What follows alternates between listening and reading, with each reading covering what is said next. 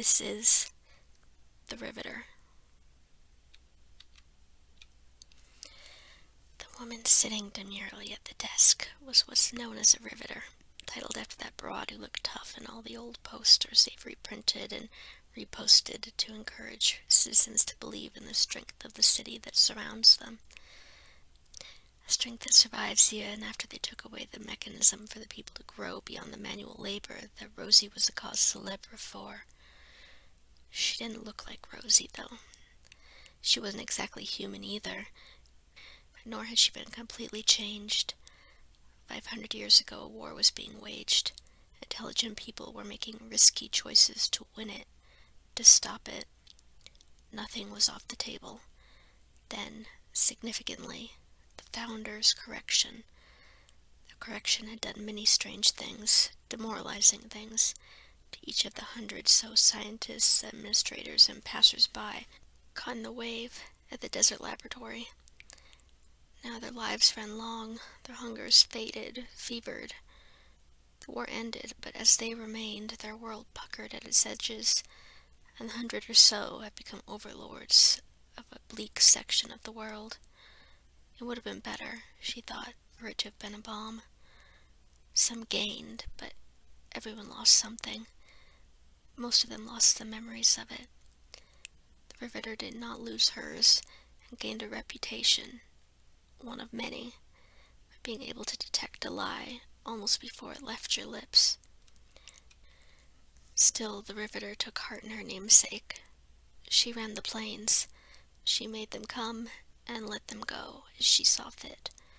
If she didn't want you to ride, you walked across the great and burning desert, and brambles cut your feet, but that was all that can be found in the lost and wild lands between cities. They had taken so much away that the 4 tiny planes and a pair of runways under her control provided for a not insignificant amount of cachet. And this, too, the Riveter refused to forget. It was late in the afternoon, the light worth remarking on as it pressed itself through the walnut slat shades.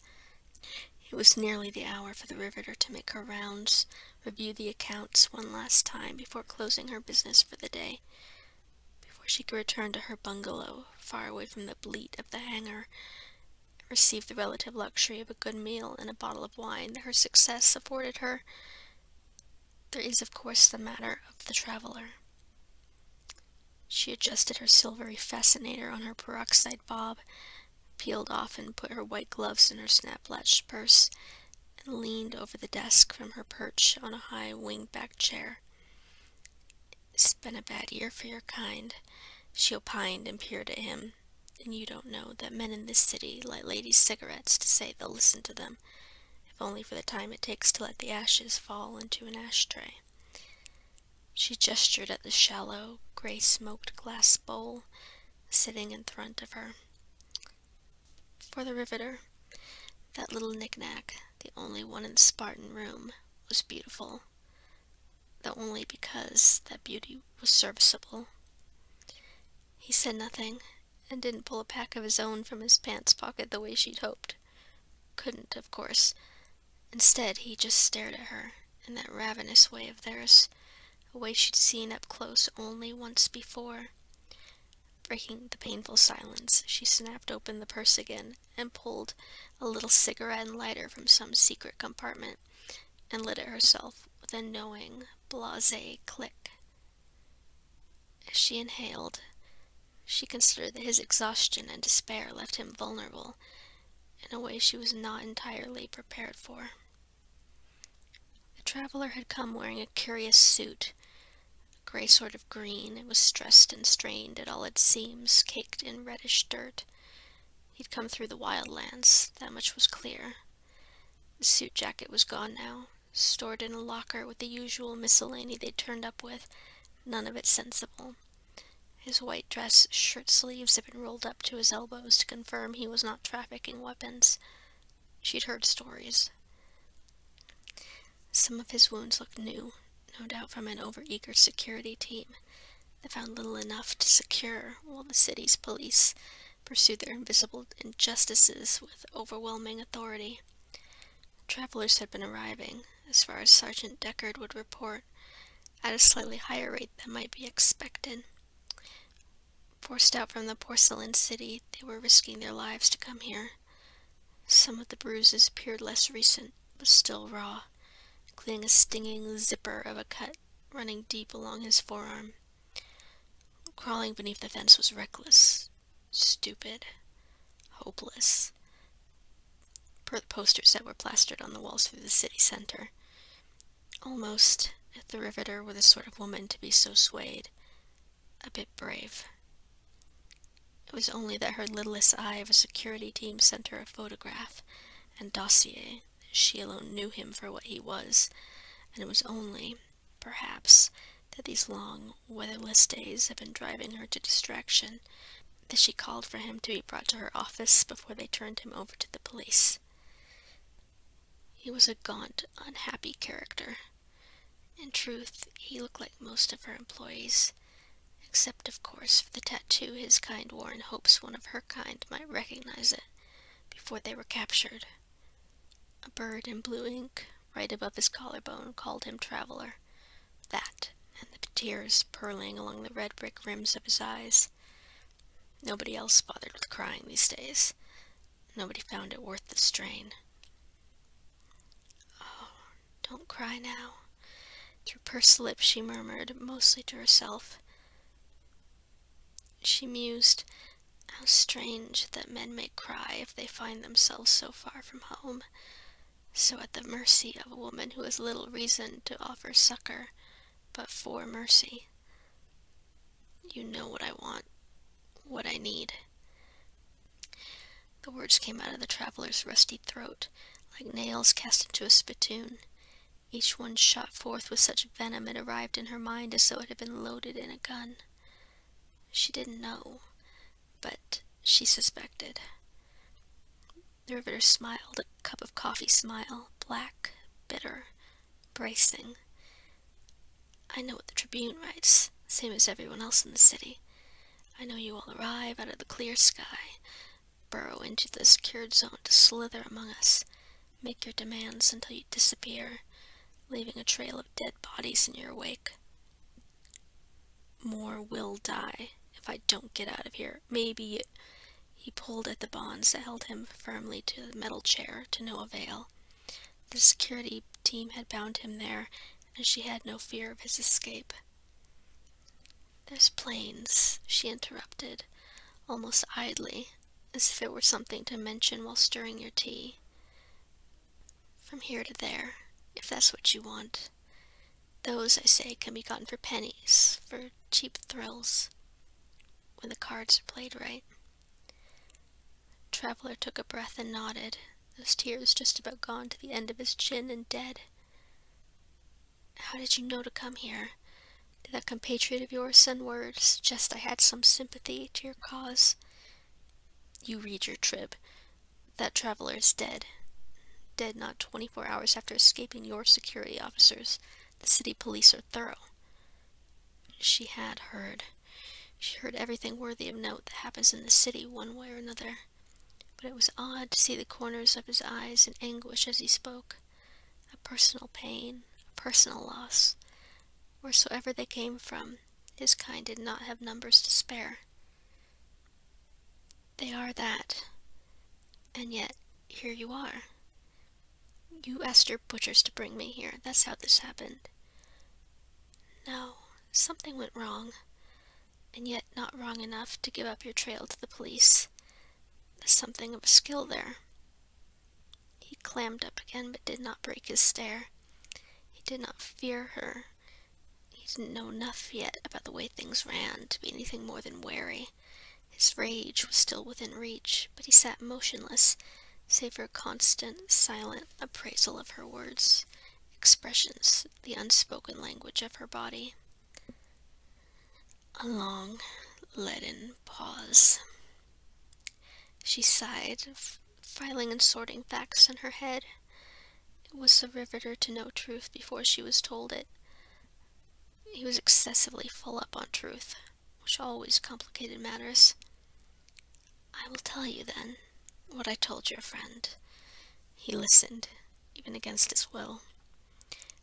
here to there is easy," Riveter offered, as a ring of smoke made an axis or a nimbus around his heavy head. "What you travelers want, now, that's another matter." She tapped the cigarette. The churn of the typewriters in the pen of offices outside the glass window behind her stopped. Curiosity would be the end of them. She banged her fist once on a small bell on the desk that separated them. With a sharp ping, the cloud of white noise resumed, but quieter and less frantic, more orchestrated. She stood up straight, circled lightly, and let herself land on the other side of the isthmus of mahogany, narrowing the space between them. He croaked, his face contorting in pain as the words slipped out between teeth and lip. Now. Now, the deal was made. We shook hands and everything. Your traveler and I arranged a single round-trip fare to Bali, with recompense to arrive to me upon his safe return. That was what he left my office with. Bali. That's the truth. Nobody's found his money. How do I know you aren't just feeding me a line? His eyebrows raised, and he would have crossed his arms had he been able. She shrugged, ashed the cigarette. How do I know there was any money to begin with? Not beyond the paltry leather pouch he offered. I told him I had no use for raw minerals, but he refused to barter with his watch. Still, a desperate man can ply his soul in all manner of ways, and now that I've learned this lesson, I don't think you're in much of a position to argue. She crossed her fish-netted legs at the knee, sitting atop the desk with a skirt that revealed a few inches more of her thighs than was proper, a few yards more if you consulted the moral authorities. She had no clear idea what the traveler thought, but she had his attention. But that's how it was, and I expected you all to be looking in other directions to make your miracles and leave me the hell out of it. And yet, not 3 months later, we find a saboteur in the hangar. More silence. She puffed her cigarette. If she had desired to see him confess, it was not forthcoming. Quieting her voice, she began again. I want to know what this is all about. What is worth 5 dead citizens. And then we shall see what our deal will be. Deals. He shook his head, muttering to himself, perhaps reconciling himself to the requirement of a little conversation. I need a flight out of here. They say you're the lady to talk to. He was not joking, but she laughed, having heard that once or twice before, though never from a traveler. Travelers, the ones she had met a few months back, and all the others, kept their lips zipped, appeared, did their malevolence, and went away, like shadow under the midday sun. If they had a purpose, a plan, nobody'd beat it out of them yet. At the moment, the yellow-gray is all my birds, all my sky. Still, I have to pay these folks. Not all of them are android, and they have to eat, just like you and me. Well, I assume you eat.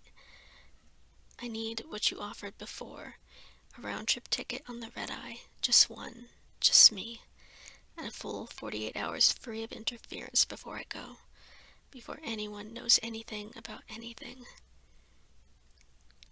No, as I explained, I need payment up front. The security can fend off the police inside this compound, but outside of it, I have no say in how far your leash can take you. I have nothing now. If you know anything about us, you know that I have nothing. He leaned forward, skin taut at the temples, the ink bird caged in his flesh, bulging forward for freedom. Trusting that was true, she pulled a key from her pocket and looked to him as she clicked the locks that held his manacles in place. He rubbed the skin at his wrist while she continued. He did not leap at her, but he had the manic look of the first traveler. He seemed young. That was true of everyone she saw these days. No, sir, you don't look like you're up for much. Certainly not enough to even cover the fuel. So you'll have to find a way. Maybe ask the mayor. He thinks he runs things, and we let him think it because someone has to pull the sun aloft and someone has to butter the bread. Maybe he can swing you a ticket. But how do I pay him, you ask? Quite a fix, I say. I'm not sure what he'll want. Some letters delivered, some men boxed up tight in the freezer. But it's better than what I'll ask.